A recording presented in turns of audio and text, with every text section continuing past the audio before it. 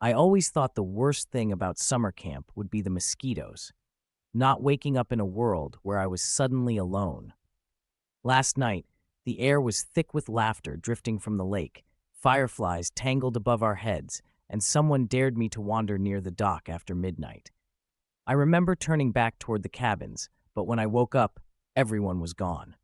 The bunks were still warm, shoes scattered, flashlights blinking out in the grass. But the counselors, they kept circling me, calling me Daniel, like it meant something.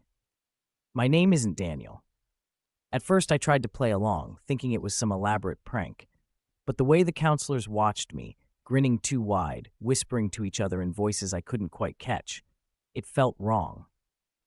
I wandered the empty mess hall, searching for my friends, but all I found were their half-eaten breakfasts and a single wet footprint leading back toward the lake. Every time I asked, "Where is everyone?" the counselors just smiled and said, "Don't worry, Daniel, you're exactly where you belong." That night, after the sun bled out behind the pines, the laughter came again. It echoed across the water, familiar voices twisted into something distant and hollow. I ran down to the lake's edge, hoping to find someone, anyone, but the dock was empty, swaying gently on water black as ink. Behind me, the counselors' flashlights flickered on, bobbing closer, and their faces looked strange in the white light, their smiles too fixed.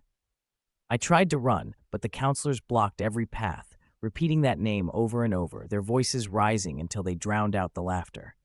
Daniel, Daniel, Daniel. My own name, my real name, slipped from my memory like a dream fading at dawn.